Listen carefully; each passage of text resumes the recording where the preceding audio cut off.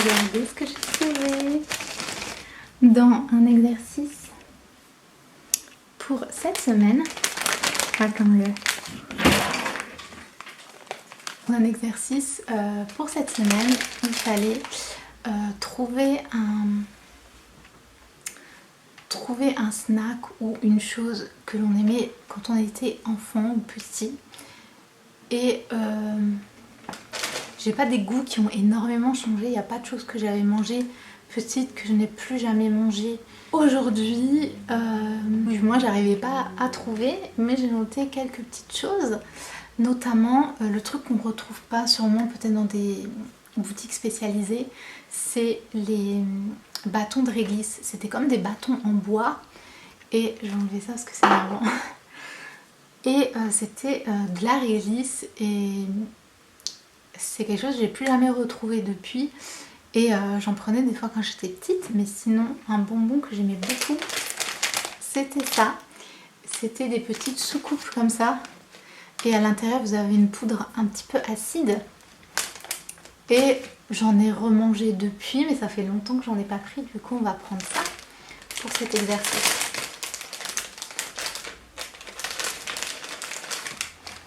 Ça a la même odeur.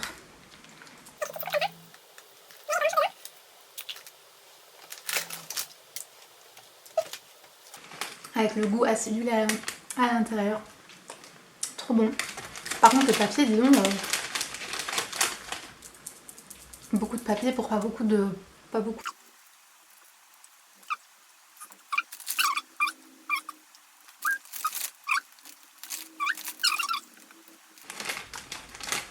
J'aime toujours. Donc voilà pour l'instant, nostalgie de la semaine.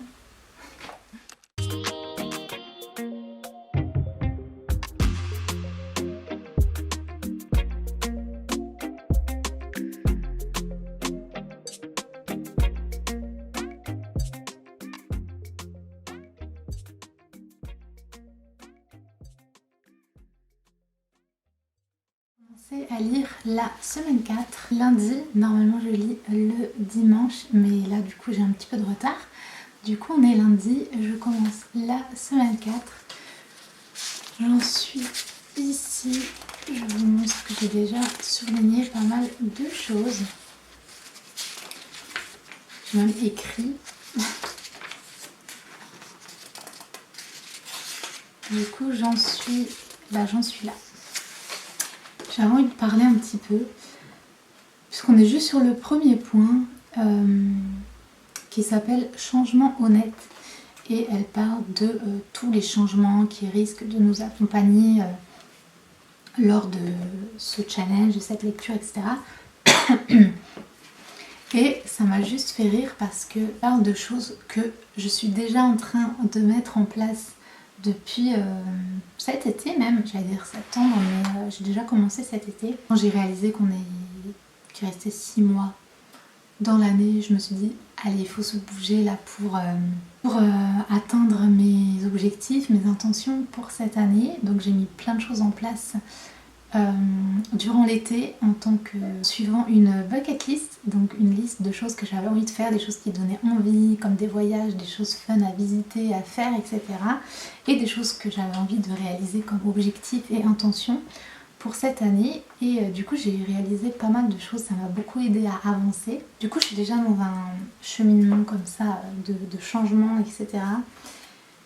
Et ensuite fin mi-septembre, ou je sais pas trop quand est-ce que j'ai commencé ce challenge qui rejoint totalement ce processus de changement. Donc là c'est de renouer avec sa créativité, mais ça amène aussi pas mal de choses de développement personnel. Et en gros ce qu'elle dit c'est que le fait d'écrire donc tous les jours permet de savoir ce qu'on veut réellement, ça permet de montrer c'est qui votre vrai moi, son vrai moi. Elle dit par exemple ça nous réaligne avec nos valeurs, ça nous montre ce qu'on veut vraiment, ça nous montre aussi ce qu'on ne veut plus. Elle dit nous abandonnons nos opinions fausses, ça crée la clarté crée le changement, ça amène souvent un appel à l'action et un plan d'action. Et outre poser des problèmes, les pages peuvent aussi donner des solutions.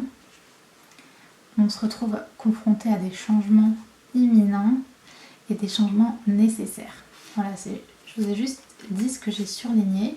Et elle dit aussi, en résumé, les pages du matin indiquent le chemin vers la réalité. Voilà ce que vous ressentez, qu'en faites-vous?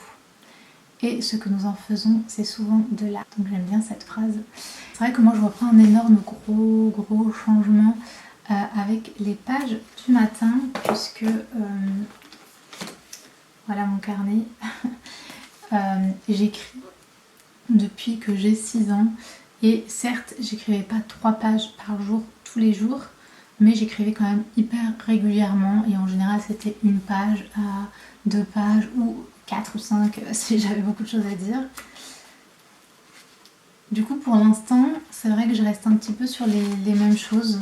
Je suis déjà quelqu'un de base qui se pose énormément de questions, qui est tout le temps dans une optique d'améliorer ma vie, de me dire qu'est-ce que je veux réellement, de ne pas écouter la société ou ce que pensent les autres, ce que veulent les autres pour moi, peut-être les injonctions qu'ont vos parents, la famille, les personnes autour de vous.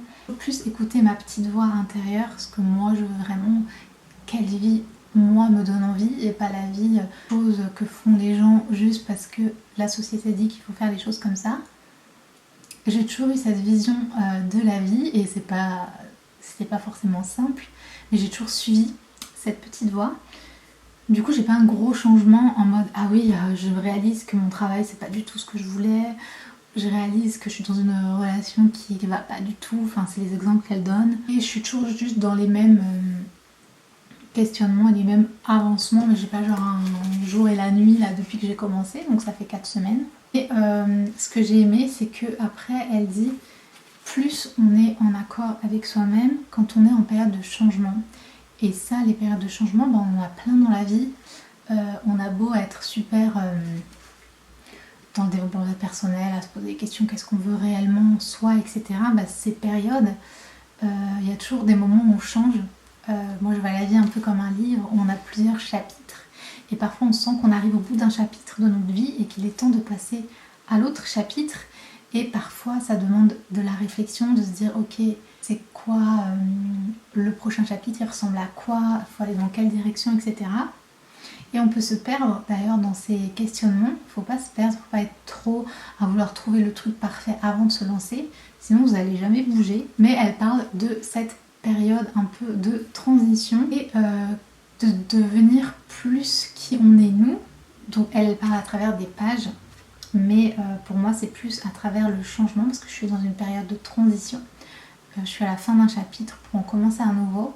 Et du coup, dans ces transitions, elle dit qu'on va du coup ressembler à cette nouvelle identité. Et du coup, cette nouvelle identité, ça ne veut pas dire de changer tout au tout qui on est, mais dans votre nouveau chapitre, vous avez peut-être un style différent. Ça ne veut pas dire de changer à nouveau tout au tout, mais moi, par exemple, j'ai plein de styles vestimentaires que j'aime bien. Et c'est un peu comme un cercle, parfois je suis plus sur ce style-là, parfois plus sur celui-ci, et j'évolue, je grandis, et en fait je trouve ça même super chouette et super bien. Je suis pas du tout quelqu'un qui pourrait rester tout le temps dans la même chose toute ma vie, je trouve ça hyper déprimant. Et des fois je regrette même, quand j'étais dans une période de ma vie avec un style particulier, de ne pas avoir osé à être à fond dans ce style. Par exemple, quand j'étais étudiante, j'aimais beaucoup le style rétro, le style un peu années 60. Et j'ai fait des photos pour mon blog, j'avais des looks inspirés rétro, etc. Mais j'allais pas à fond, pas autant que j'aurais pu. Et du coup, je me dis c'est dommage parce qu'après coup, ça fait des chouettes souvenirs et comme quand on regarde les photos de nos parents quand ils étaient jeunes et les parents qui étaient à fond dans un style mode de cette période, bah, ils étaient trop stylés parce que du coup, c'est plus du tout quelque chose qu'on voit aujourd'hui. Et quand on regarde ça maintenant, on se dit waouh, c'était trop bien. Mais vous avez peut-être des parents qui n'ont jamais osé être à fond dans un style de cette époque-là et du coup, bah, ils ont l'air un peu moins stylés, c'est un peu moins marqué. Et si ça leur convenait, c'est totalement bien. Mais c'est dommage si ils n'ont pas osé parce que ils trouvaient que c'était too much, ou ils avaient peur de se faire mal voir, etc. Et ils auraient bien voulu, parce que c'est bien d'aller à fond en fait de ses idées, à fond dans ses styles, à fond dans les rêves qu'on veut réaliser, à fond dans les choses qu'on fait en fait. Il y a aussi cette idée dans le développement personnel d'être satisfait parce qu'on aura donné le meilleur de soi-même. Donc toujours donner le meilleur de soi-même, comme ça t'as pas de regrets. Et je trouve que des fois on se limite à faire les choses moyennement, mais pas vraiment donner le meilleur de soi-même. Ça veut pas dire se mettre une pression de dingue et à 3000% et se fatiguer et faire un burn-out et je sais pas quoi, mais juste donner le meilleur de soi-même pour être satisfait à la fin. C'est une réflexion que je me suis déjà faite avant de commencer ce challenge et tout ça, en me disant un peu comme cette image de style de finalement faire les choses. J'ai toujours cru en mes rêves, j'ai toujours dit je vais tester ça, j'ai fait plein de choses pour ne pas avoir de regrets plus tard. Mais des fois je me dis c'est bien, t'as fait la première étape, t'es allé dans cette école pour être actrice, t'as fait ci, t'as fait ça, t'as ouvert une chaîne YouTube, t'as posté des vidéos, plein de choses, plein de gens ils s'arrêtent aux idées. Oh j'aimerais trop faire une chaîne YouTube mais j'ose pas. Et du coup ils s'arrêtent là. Moi j'ai fait les choses, je suis allée jusqu'au bout, mais des fois je me dis j'ai pas donné le meilleur de moi en mode je me suis arrêtée à la moyenne ou au bien, mais j'aurais pu faire très bien sans mettre la pression, mais juste j'aurais pu me donner un peu plus. Des fois je vois certains chapitres de ma vie comme s'ils n'étaient pas finis, parce que certes ils sont finis, je suis passée à autre chose, mais je me dis il y a une petite part de moi qui me dit j'aurais pu faire mieux en me donnant juste un petit peu plus. Du coup c'est ce que j'ai envie de faire maintenant dans chaque chapitre de ma vie, juste essayer un petit peu plus, me donner un petit peu plus. Et c'est d'ailleurs ce que j'ai écrit dans mon carnet hier ou avant-hier. Je crois que c'est hier, j'ai simplement noté des idées sur comment clôturer ce chapitre. Parce que comme je dis, je suis un peu en transition. Clôturer ce chapitre pour ne pas avoir de regrets. Et en ce moment, je suis un peu entre deux chapitres. Mais j'ai, je pense, encore pas mal de choses à faire pour clôturer un chapitre correctement, ne pas avoir de regrets et être allée au bout de mes idées. Simplement avoir cette vision des choses, ça motivant et je trouve que ça aide. Donc pour terminer, ce que je voulais vous dire par rapport à ces pages-là, elle disait que donc du coup, plus tu ressembles à ton identité du moment, plus tu vas avoir des changements du coup. Donc on parlait de style, mais elle disait aussi du coup de faire un gros tri et un changement, parce que du coup il y a toutes ces choses que tu avais, des objets, des vêtements, des livres, des choses, et tu te dis mais je suis plus en accord avec ça, c'était une période de ma vie, mais cette période est passée, et maintenant on passe à autre chose. Et elle dit de faire le tri et de jeter ce qui est vieux pour faire de la place au neuf. Et si vous avez vu ma vidéo se remettre en forme, comment je l'ai appelée, se reprendre en main, etc., un truc comme ça, et du coup j'ai commencé par faire un énorme tri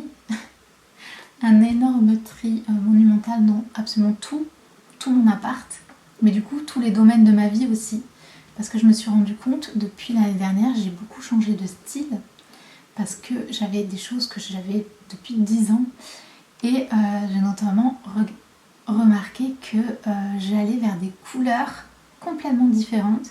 J'ai toujours cru que comme je suis très blonde, blanche, etc., il fallait des vêtements qui créent un contraste et du coup des couleurs sombres. J'avais énormément de bleu marine, du bordeaux, du vert sapin, ces couleurs-là remplissaient ma garde-robe. Et c'est pas que j'aime pas ces couleurs, c'est juste je me dirigeais vers ça, parce que dès que je me dirigeais vers une couleur plus pâle, c'est du sel, mais vous voyez l'idée, j'avais l'impression que ça me donnait mauvaise mine, que ça m'allait pas. Alors qu'en fait, si je trouve la bonne teinte, comme un bleu comme ça, ou comme la chaise là, et ben ça me va super bien. Des tons pastels froids comme ça aussi, ça me va super bien. Bref. Et du coup maintenant je suis beaucoup plus vers ces tons là, et donc tous les autres vêtements j'étais là mais ils reflètent pas du tout qui je suis maintenant, et ça a vraiment beaucoup changé. J'ai aussi fait j'ai vraiment envie de vous faire une vidéo sur tout ce que j'ai appris sur tout ça, parce que ouais depuis depuis 2 ans à peu près, je suis à fond dans ces trucs-là. Du coup, il y a eu un gros changement. Pareil au niveau de la déco, des fois on s'attache aux choses, pas dans le sens où on s'attache, mais on garde les choses parce qu'on nous les a offertes, parce qu'on les a et qu'on va pas faire du gâchis. Moi j'ai beaucoup été élevée comme ça, on garde les trucs jusqu'au bout quoi, parce qu'on fait pas de gâchis. Et finalement des éléments de déco qui me représentent plus du tout, qui ne me conviennent plus en fait. Et autant leur donner une deuxième vie ailleurs et pour faire la place à la déco qui me parle maintenant actuellement. Et voilà, comme ça pour les livres, pour les vêtements, et voilà, tous ces différents éléments là. Et du coup c'est drôle voilà, qu'elle parle de ça puisque j'étais totalement dans cette transformation déjà de tri, de rangement. J'ai encore des petites choses encore à finir, mais voilà, j'étais totalement là-dedans. Du coup ça a fait écho. Qu'elle dit les changements dans les goûts et les perceptions sont fréquemment accompagnés de changements d'identité. Donc pas dans le sens où on change son identité, on devient quelqu'un d'autre, mais on devient plutôt qui on est vraiment. On a enlevé les étiquettes de la société, dit que je dois être comme ça, mes parents, les attentes des gens, etc. Et qu'est-ce que moi je veux vraiment en fait, qui je suis vraiment. Elle dit, ce qui signale le mieux que quelque chose de sain se prépare, c'est l'impulsion de désherber, de trier et de jeter de vieux habits, des papiers et autres objets qui nous appartenant. Elle dit, en jetant ce qui est vieux et fonctionne mal, nous faisons de la place à ce qui est neuf et approprié. Du coup, voilà, je trouvais que ça faisait écho au cheminement que je traversais de toute façon. Et du coup, voilà, je trouvais ça intéressant de vous partager. Du coup, j'ai terminé le premier petit point. Et là, je vais lire la suite. On a entrée en soi, exercice, rêve enfoui, privation de lecture, exercice de la semaine, du coup, pour terminer.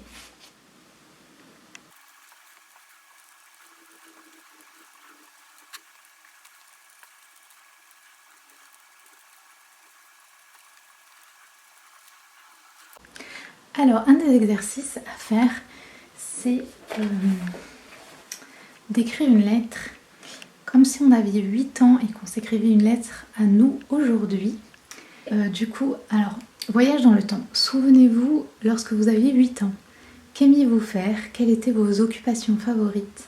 Maintenant, écrivez une lettre comme si vous aviez 8 ans en vous l'adressant à votre âge actuel. Que diriez-vous? Du coup, ce que je vais faire, c'est que, comme j'ai l'avantage d'avoir écrit des journaux depuis que j'ai 6 ans, je vais aller chercher mon journal où j'avais 8 ans pour revoir un petit peu ce que j'avais écrit, etc. Ça se passe sous mon lit. Tous mes carnets sont ici. Et du coup, on va chercher celui où j'avais 8 ans. Voilà, je voulais mettre sur le lit pour que ce soit plus fun, mais c'est trop lourd, j'ai la flemme. Du coup, voilà les carnets. Du coup, je vous montre tout ça. J'avais envie de faire une vidéo sur mes carnets. Je sais pas si je le ferai. Dites-moi si ça vous intéresse. Comme vous voyez, j'en ai une trentaine. Hein. Donc ça, c'est mon tout premier. J'avais 6 ans. Numéro 1. Trop mignon. Donc, 8 ans. Ça, c'est le 3e. Et ça, c'est le 2e. Du coup, on va regarder. Je crois que ça, c'est les 4 premiers. Du coup, le premier, le 2e. Carnet numéro 2. Trop mignon. Et du coup, ça commence avec Noël. Et je m'étais fait un peu comme un calendrier de l'Avent où j'ai écrit tous les jours. Mais je ne précise pas l'année. Donc, on va voir. Mais c'est possible que ce soit... Ouais, ma soeur avait une petite imprimante comme ça. On peut imprimer. Les fautes, c'est une cata. Il y a la maison à côté. Non, mais le dessin de qualité. La maison à côté de chez nous qui a brûlé. Donc, on a à 1h du mat dû sortir et tout. Je raconte l'histoire en mode... Ça me fait trop rire. Donc, mais c'était quelle année ça? Qui a eu ces petits tampons là? La folie des tampons. trop mignon. Donc on va se replonger dans ce carnet. Il me semble que c'est plus ou moins, j'avais plus ou moins 8 ans là. Ça c'est ma sœur. Magnifique écriture, on voit, ce n'est pas moi. Est-ce que c'est parce que je m'étais cassé le bras? Non. Bah non, si j'avais 8 ans, je me suis cassé le bras à 13 ans. Et du coup, je me souviens, j'avais demandé à ma sœur d'écrire à ma place, je lui dictais et tout. Non mais... Et là, bah c'est pareil, j'ai dû lui demander d'écrire à ma place. Oh, la petite crèche, trop mignon. Ça y est. Non mais, les dessins de qualité.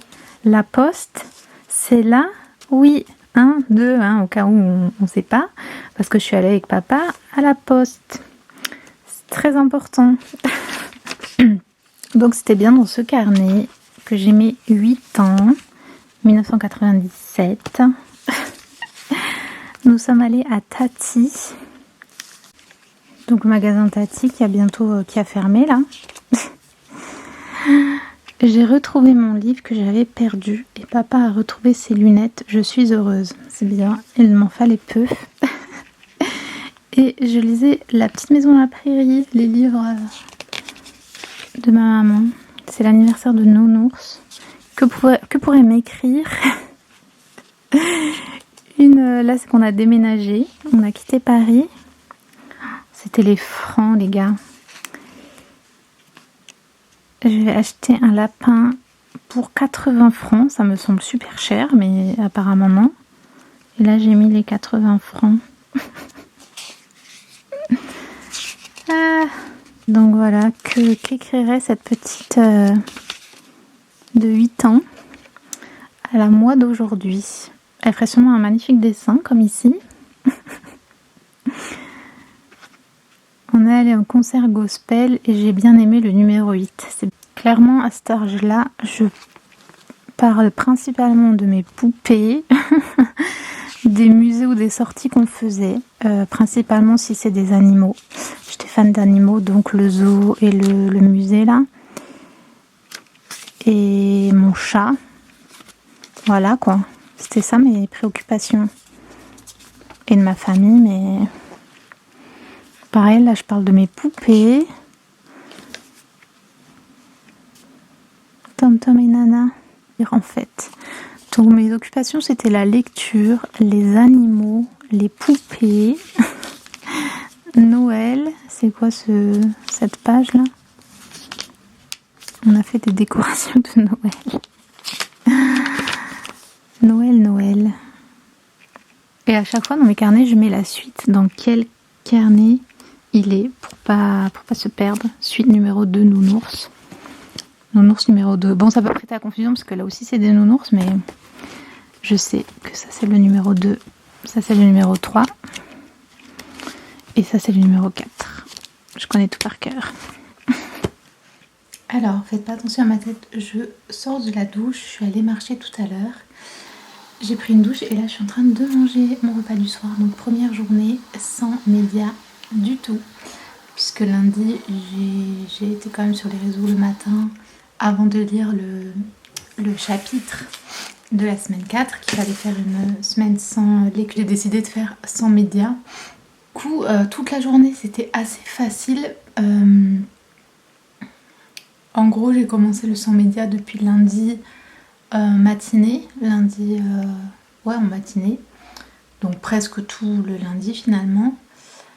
Le soir c'était top, j'ai fait du coloriage et tout, je me suis couchée tôt, c'était très bien. Et aujourd'hui je dirais pas que j'étais plus créative, mais j'étais carrément plus productive. J'ai fait plein de choses, des choses bêtes mais des choses qu'on remet toujours à plus tard. J'ai fait la vaisselle à temps au lieu de la laisser traîner, j'ai fait du ménage, j'ai rangé et ensuite j'ai classé toutes les différentes vidéos, etc. Donc je travaille un peu pour YouTube. Ça prend un temps fou parce que j'ai un ordi qui rame dès qu'il y a beaucoup trop de fichiers. Là je suis super fatiguée, je pense parce que j'ai aussi très mal dormi la nuit dernière. J'étais réveillée à 4h30 du mat et impossible de m'endormir. Et du coup je suis allée marcher, je me suis dit ça va peut-être me redonner de l'énergie et tout, mais non, pas du tout. Je suis claquée, là j'ai envie d'aller au lit. Et du coup je me serais bien mis devant une petite série. Ou alors tout à l'heure quand je suis rentrée, j'avais envie de me reposer en lisant un livre. Du coup là je commence à avoir un peu le manque. Alors pas du coup le manque des réseaux sociaux et tout, je pensais, ça va peut-être venir plus tard. Puisque c'est vraiment le truc où on y va vraiment par habitude tout le temps. Mais là c'est vraiment la lecture. Parce qu'en fait si j'ai un temps où j'ai rien à faire entre guillemets, et ben je vais lire. Et du coup là je peux pas lire. Parce que j'essaie vraiment de faire le truc à fond. Parce que évidemment lire c'est bien. En plus j'avais commencé le week-end dernier un livre trop bien, trop mimi et tout. Donc dans la semaine si vraiment je craque, je pense que je lirai un peu ce livre là éventuellement. Parce que c'est tout mignon et tout, c'est pas un truc prise de tête ou quoi, on verra. Mais du coup voilà, là ça commence un peu à me manquer. En fait je pense que c'est quand on a un moment vraiment de fatigue, qu'on a envie de se poser et tout, se détendre. Là je suis en train de manger. Comme je vis seule, ben voilà, je serai en famille ou quoi, tu fais les repas en discutant, etc. Mais du coup c'est bien, on est seul avec ses pensées. Donc jusqu'à présent c'était chouette, j'avais plein d'idées, j'ai réfléchi sur plein de trucs. Les pages de ce matin étaient super, comment on dit en français, enrichissantes. Enfin ça m'a montré certaines petites choses. Je me suis dit genre j'ai compris des petites choses. Et peut-être que du coup ça venait grâce à éteindre tout ce bruit. Ça me fait vraiment trop du bien. J'avais trop hâte en fait de limiter les réseaux et tout. C'est comme si j'avais eu besoin de cet exercice pour oser le faire. C'est complètement débile quand on y pense. Ça fait super longtemps que j'avais envie de déconnecter en fait. Arrêter d'avoir toutes ces opinions, toutes ces personnes, toutes les vies de X, Y, Z. C'est pas que c'est nul, mais des fois on n'a pas besoin de savoir ce qui se passe partout ailleurs. On n'a pas besoin de voir les vies de tout le monde. Je dis ça en étant moi-même sur les réseaux, en postant moi-même du contenu. Et je diabolise pas du tout les réseaux, ni internet, ni les médias. Ce qui est très important, c'est l'utilisation qu'on en fait, le temps qu'on y passe. Qu'est-ce qu'on regarde aussi, le contenu. C'est super important, ça je l'ai toujours dit. Et c'est vrai que même si on sait tout ça, on se fait comme avoir, on passe beaucoup trop de temps dessus, on se fait comme avoir sur pas mal de choses. Du coup, ça me fait du bien de plus avoir tout ce bruit, tout ce son. Ça m'épuisait. Mais voilà, là, je lirais bien un livre, je me mettrais bien une petite vidéo, une petite série en mangeant ma petite salade là.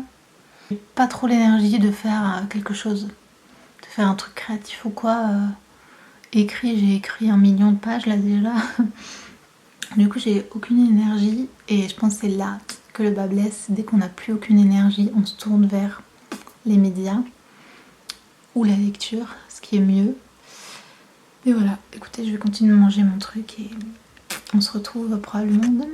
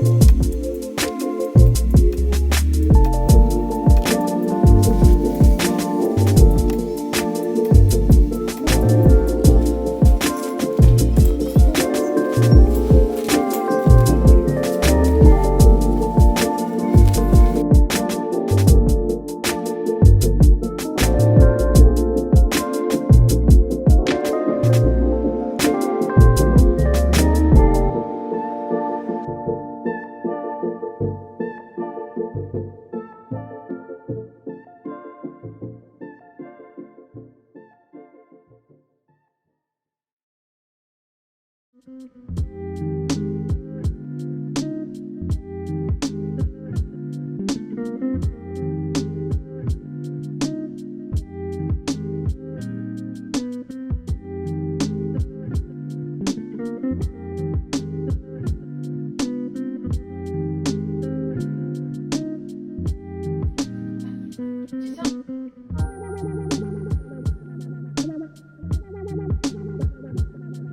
se retrouve, il est samedi.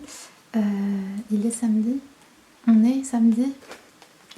Donc, semaine pratiquement terminée. Je voulais faire un petit retour sur la semaine sans médias. Autant en début de semaine, c'était ultra motivant, j'étais très productive. Les premiers jours, j'étais aussi super contente de couper des réseaux, comme je vous disais. Autant à partir de jeudi, vendredi, c'était vraiment difficile parce que j'étais aussi très fatiguée. Donc, quand vous n'avez aucun média, aucune lecture, rien du tout, mais que vous êtes fatigué, que ça manque un petit peu en fait, parce qu'on n'a pas l'énergie pour être productif, pour faire des choses dans la maison, le ménage, etc. Et j'avais pas envie non plus de créer, de faire de la peinture, de faire des petites choses créatives et tout que j'aime faire normalement. En temps normal, c'est là qu'on va se regarder une série, qu'on va aller sur YouTube ou qu'on va scroller sur les réseaux aussi. Et sinon, qu'on va lire un livre. Et moi, c'est beaucoup la lecture qui m'a manqué. Et du coup, j'ai fait des exceptions. Pour être honnête, plusieurs moments, je me disais, j'essaie de faire sain. Et si vraiment ça va pas, c'est quand même mieux de lire un livre que de, je sais pas, de déprimer quoi. Du coup, j'ai fini mon livre que je lisais d'ailleurs. Je l'ai mis où je l'ai rangé, je crois. Et j'ai fait une petite revue sur mon Instagram perso, Andrea Naomi Slow Life. Je vous invite à voir, je reprends un petit peu les petits favoris, mes petits coups de cœur, vous présenter les petites choses que j'aime et tout sur ce compte-là. En plus le post est passé à la trappe, je sais pas si je l'ai posté à une mauvaise heure ou si c'est que du coup que je suis pas active. Oui, parce que vous devez dire, elle a posté sur Instagram, c'est sa semaine sans réseau. Ce que j'ai fait, c'est que parfois j'allais sur Insta, je mettais ma photo, mon petit post et je postais et je quittais l'application. J'ai posté deux posts sur mon compte juste pour pas que le compte soit complètement inactif, mais du coup je passais aucun temps, je scrollais pas, etc. Et le premier post ça a bien fonctionné dans le sens où j'ai eu des réactions, des retours normaux. Je l'ai vu en postant le deuxième, du coup je suis pas restée dessus, mais en postant ma petite revue lecture, le post est passé à la trappe. J'ai très peu de likes et tout, je m'en fiche complètement des likes, mais ça montre que peu de gens l'ont vu, je pense. Bref, du coup je sais pas ce qui s'est passé, ou si c'est que quand on passe pas de temps sur l'appli, du coup on est pénalisé. Ce serait super nul de leur part, mais j'entends beaucoup de gens dire ça. Honnêtement je m'en fiche complètement, puisque cette semaine ça m'a vraiment... j'ai vraiment pris du recul sur les réseaux. Je vais d'abord vous parler du livre avant de rejoindre cette pensée là. C'est ce livre là, je vous le conseille vraiment, petite lecture toute douce, hyper motivante et inspirante et trop chou. J'ai trop aimé. Ça se lit hyper facilement, je l'aurais lu en une journée si je m'étais pas forcée à ne pas lire, du coup c'est un peu bête, mais donc voilà, je vous fais une recommandation lecture dans la semaine sans lecture, c'est super. Mais voilà, je vous avais fait un petit descriptif. En fait, il y a 5 gros chapitres et dans chacun des chapitres, on suit une personne différente, une histoire différente. Il y a quand même un petit lien entre toutes les histoires et tout, mais c'est quand même à chaque fois des histoires différentes. Et donc on retrouve 5 personnes totalement une vie différente, des personnes d'âge complètement diverses et variées. Mais ils sont tous un petit peu au carrefour de leur vie, dans une période où voilà, ils sentent que soit il faut passer à un nouveau chapitre, soit ils ont envie de réaliser des rêves, mais ils se sentent bloqués, etc. Ils sont tous un peu dans une phase comme ça. Et ils vont aller dans une bibliothèque avec une bibliothécaire un peu énigmatique qui va leur conseiller un livre un peu hors sujet de ce qu'ils demandent. Et ça va les amener à faire des changements dans leur vie,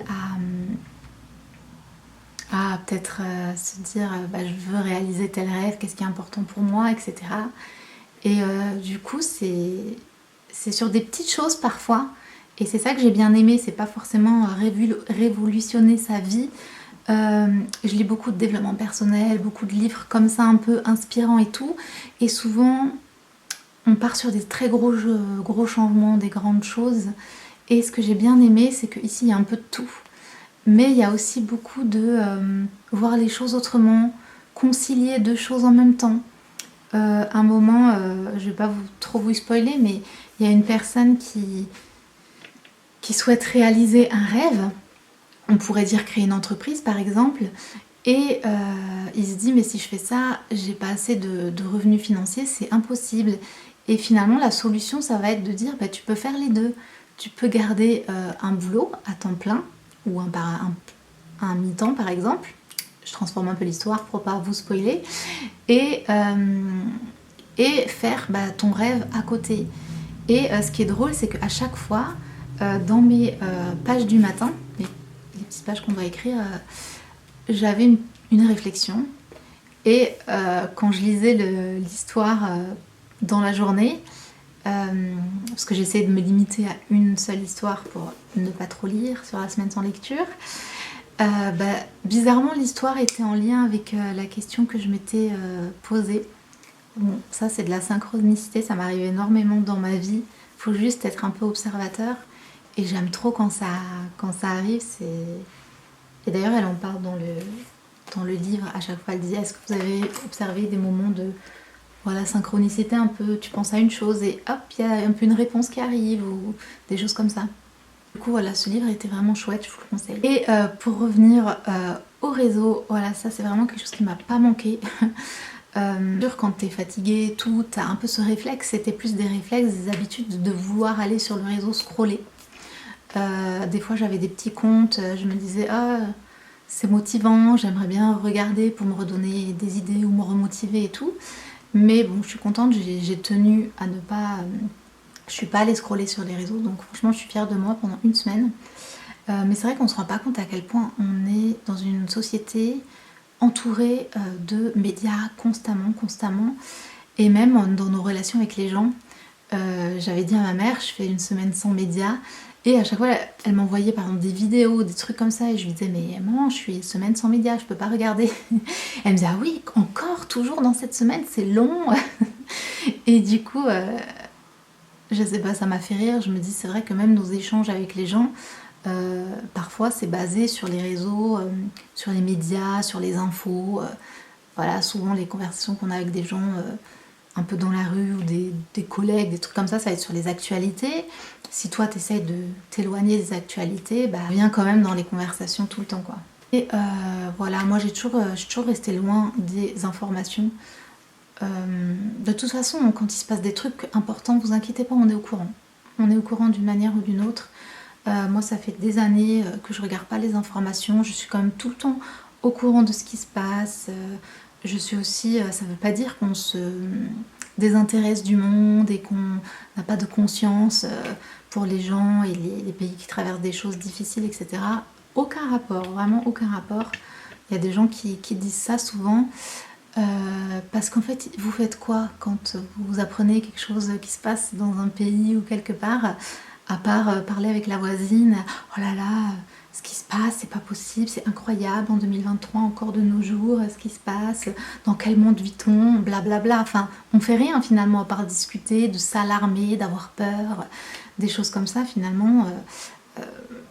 Voilà, et certains vont passer à l'action, faire des donations, faire des choses, mais ça reste un très très petit pourcentage, soyons honnêtes. Donc je suis désolée, je commence une phrase, je reviens, je termine plus tard, j'espère que vous comprenez quelque chose. Mais voilà, ça faisait de toute façon très longtemps que je réfléchissais aux médias, comment me positionner, est-ce que je continue? Je vous ai dit plusieurs fois, là ça fait quand même deux bonnes années que je me dis, ça revient tout le temps en fait. Est-ce que j'arrête? Est-ce que je continue? Etc. etc. Et j'essaye de vraiment trouver une méthode qui fonctionne pour moi, de comment garder ce que j'ai construit sans en devenir esclave, sans que ça ait un impact négatif sur ma vie. Je pense que c'est super important. Et là, en fin de semaine, notamment hier, donc vendredi, j'ai commencé à aller, quand je fais des recherches où j'ai un sujet en tête ou que je pense à quelque chose, et à aller sur YouTube et chercher une vidéo sur ce sujet-là et regarder du coup le contenu de cette vidéo pour voilà, assouvir mes recherches, mes questionnements, etc. sur une chose en particulier.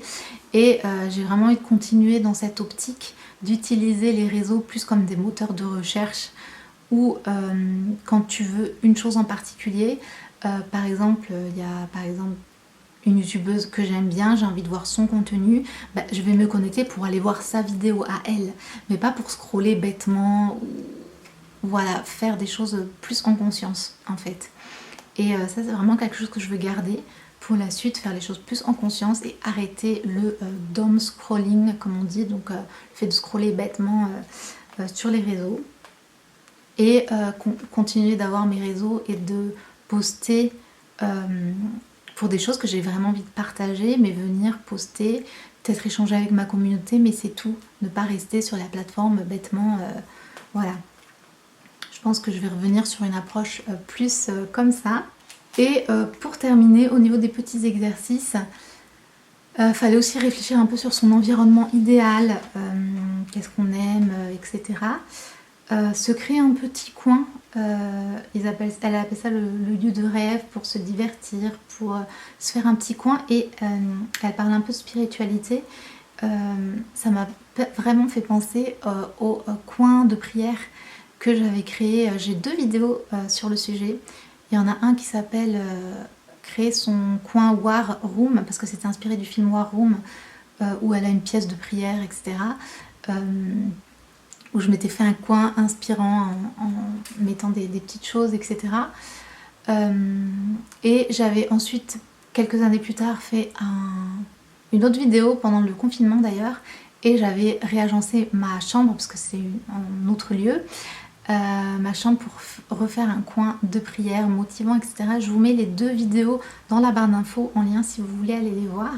Je trouve que ça rejoint vraiment ça. Là je ne l'ai pas fait parce que je suis en train de refaire, je vous ai dit, un peu réorganiser, faire le tri et tout dans mon appart. Et je n'ai pas de coin comme ça que je peux associer pour ça, mais je vis seule ici. Donc finalement tout mon appart est un lieu pour moi, un lieu de créativité. C'était cette petite partie ici. Du coup voilà, fallait aussi s'écrire une lettre comme si notre petite fille de 8 ans nous écrivait à nous à la moi d'aujourd'hui. Je vous en ai parlé déjà. Et il y avait inversement comme si la moi de 80 ans m'écrivait une lettre à moi aujourd'hui. Donc ça je l'ai fait aussi. Et il y avait aussi ce côté prière de l'artiste. Du coup ça je pense que ça doit vraiment choquer un peu les gens qui sont pas du tout ou croyants ou quoi. Ou au contraire si vous êtes croyant vous allez dire c'est quoi ce truc ésotérique. Et en fait ce que j'ai fait, parce que je me souviens plus si j'en ai parlé en vidéo, je crois pas. En fait elle propose une prière ici à la fin du livre. Je trouve qu'elle est pas mal inspirée d'une autre père et ça a été changé un peu pour dire ce qu'elle veut dire. C'est une prière à Dieu qui... Enfin, elle dit au grand créateur, mais voilà. Pour prier pour la créativité, quoi, en gros. Et donc, ce que j'ai fait, c'est que j'ai lu pour comprendre l'idée qu'il y avait derrière. Et ensuite, moi, j'ai écrit une prière avec mes propres mots, comment moi je prie. Faut faire voilà, avec vos croyances, avec ce qui résonne pour vous. Et là, le fait que ce soit comme inspiré d'une autre période avec d'autres mots, ça m'a un peu dérangée. Et puis aussi, c'était écrit d'une façon, moi je prie pas comme ça, c'est elle vous voyez Dieu. Moi, quand je prie, je tutoie avec respect, bien sûr, mais c'est comme une prière à un ami. Voilà. Ensuite, j'ai pas commencé par ô Dieu ou ô grand créateur qui éloigne beaucoup. Moi quand je prie j'ai une proximité avec le Seigneur et donc j'ai commencé ma prière comme je commence moi et au final c'était sur voilà, merci Seigneur de m'accompagner durant ce cheminement, ce challenge de créativité. Je prie que tu m'accompagnes durant ces moments à me montrer ce que tu veux pour ma vie, à m'aider dans mes idées créatives, à me montrer la voie, etc. Voilà, c'est sur cette lignée-là que j'ai fait cette prière. Et c'est drôle parce que avant de faire cet exercice, je m'étais dit, tiens, elle parle aussi un moment dans le livre que les pages du matin, c'est vraiment une communication avec Dieu. Et je me disais, ben, pour l'instant, moi j'écris, c'est vraiment surtout moi qui raconte mes journées, mes états d'âme, etc. Et c'est pas vraiment comme un journal de prière, comme je fais par exemple. Je me suis dit que j'allais commencer à chaque fois les pages du matin par une prière et ensuite écrire comme d'habitude et ensuite voir si justement Dieu me mettait pas à cœur certains sujets, certaines choses pour m'aider à y voir encore plus clair, à aller encore plus loin. Et du coup c'est ce que j'ai fait durant toute la semaine. Et il y a pas mal de choses qui sont un peu ressorties de mes écrits. J'ai compris peut-être certaines choses. Quand je commençais à écrire sur certains sujets, au lieu que ce soit juste ah ben il y a ça et ça qui se passe, ou alors que je me plaigne, ou que je sais pas, quelque chose comme ça, j'avais un peu comme les réponses. Je me disais ah oui, j'ai ça et ça. D'ailleurs, j'ai l'impression que ça vient de ça, et du coup ça me faisait réfléchir à certains événements et à me faire des liens et à me dire ah peut-être que c'est sur ça que je dois travailler, ou voilà, j'étais beaucoup plus guidée finalement dans ce que j'écrivais. Et du coup j'ai trouvé ça beaucoup plus intéressant de travailler comme ça. Bon, du coup c'est aussi la première fois là, donc depuis 4 semaines, que j'ai commencé à me dire que ça servait un petit peu à rien, que je faisais toujours des choses comme ça, de remettre un peu tout en question, refaire le bilan, tout ça, mais qu'au final, bon ben, c'était juste ma personnalité qui aime faire des choses comme ça, et qu'au final, bon bah ça va pas révolutionner ma vie, faire des gros changements, etc. Voilà, je sais pas, la fin un peu mitigée. Je remarque que je suis toujours au taquet en début de semaine, et vers la fin de la semaine, plus du tout motivée. Je me suis rendu compte que depuis que j'ai commencé, c'est un petit peu ce schéma qui se répète. Et ensuite, on passera à la semaine 5. Du coup, voilà, on avance lentement mais sûrement. Je sais pas si je vais faire dans toutes les vidéos des petits bilans parlés face caméra comme ça, parce que c'est très long, j'ai tendance à parler beaucoup. Je sais pas si ça vous intéresse, n'hésitez pas à me dire dans les commentaires ce que vous préférez. Si c'est des vidéos plus où je vous montre avec une voix off qui fait un peu le bilan synthétisé, ou des vidéos comme celle-ci où je reviens faire un peu des bilans, où je discute plus avec vous. Qu'est-ce que vous préférez? N'hésitez pas à me le dire. Je pense que pour l'instant je fais un peu les deux types de vidéos, mais si vous avez une préférence, voilà, surtout n'hésitez pas. Je vous retrouve ensuite la semaine prochaine. À bientôt, n'oubliez pas de vous abonner. Ciao.